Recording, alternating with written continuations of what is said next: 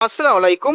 আবারও pay scale বাস্তবায়ন নিয়ে নতুন সংখ্যা। তো কেনই বা এই সংখ্যা সৃষ্টি হয়েছে জানতে হলে আজকের ভিডিওটি পুরোপুরি দেখতে হবে। আপনি যদি একজন সরকারি চাকরিজীবী হয়ে থাকেন তাহলে আজকের ভিডিওটি আপনার জন্য অনেক অনেক গুরুত্বপূর্ণ। এর কারণ হচ্ছে এই নিউজটি প্রকাশ করা হয়েছে কালের কণ্ঠ পত্রিকায়।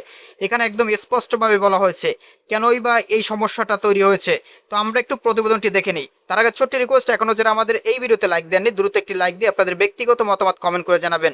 তো আমরা একটু প্রতিবেদনটি দেখে নেই। এখানে বলা হয়েছে আগামী জুলাই মাসের 1 তারিখ অর্থাৎ 1 তারিখ থেকে পে স্কেল বাস্তবায়নের ঘোষণা দিয়েছে সরকার। আর কয়েকদিন পরেই বাজেট।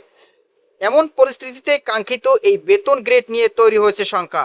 সরকারি চাকরিজীবীরা বলছেন পে স্কেল নিয়ে যত তথ্য এসেছে তার সবই গণমাধ্যমের মাধ্যমে। সরকারের মন্ত্রী, এমপি, অর্থ মন্ত্রণালয় সংশ্লিষ্ট কর্মকর্তা এমনকি পে কমিশনে যুক্ত থাকা ব্যক্তিরাও এই বিষয়ে ন্যূনতম তথ্য শেয়ার করেননি।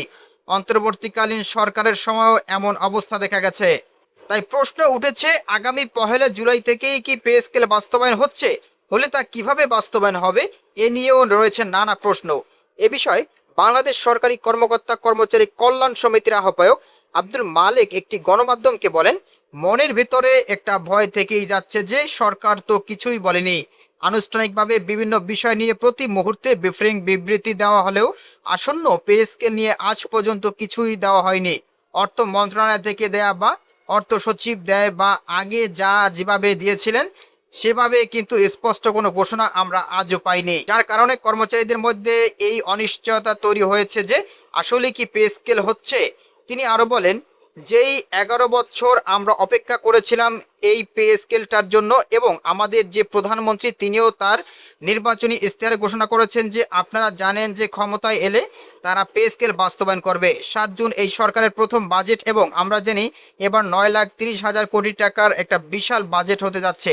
সেখানে আমাদের এই ভাগ্য নির্ধারণের জন্য আসলে কতটুকু থাকবে বা কতটুকু থাকবে না এটা নিয়ে আমরা খুবই অনিশ্চয়তার মধ্যে আছি এবং আমরা আশা করি যে এই বাজেটেই আমাদের জন্য বরাদ্দ রাখা হবে এবং কর্মচারীদের এতদিনের যে আশা প্রত্যাশা সেটা পূরণ হবে।